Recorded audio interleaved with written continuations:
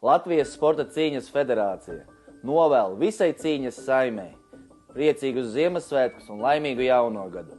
Pateicamies treneriem un sportistiem par sasniegtajiem rezultātiem. Priecīgus Ziemassvētkus un laimīgu jauno gadu.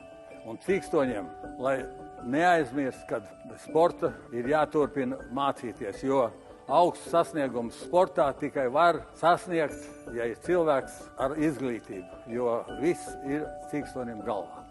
От имени Федерации и отделения греко-римской борьбы хотел бы поздравить всех тренеров, а также их воспитанников, родителей с наступающим Рождеством и Новым годом и пожелать в следующем Новом году больших успехов и, как говорится, чтобы ребята приходили и смело занимались своим любимым видом спорта. Jaunajā gadā novēlu mūsu treneriem un sportistiem pacietību un cīņas sporu ceļā uz jauniem panākumiem. Paldies par jūsu ieguldījumu cīņas sporta attīstībā. Nākamajā gadā novēlu uzstādīt mērķus un sasniegt tos.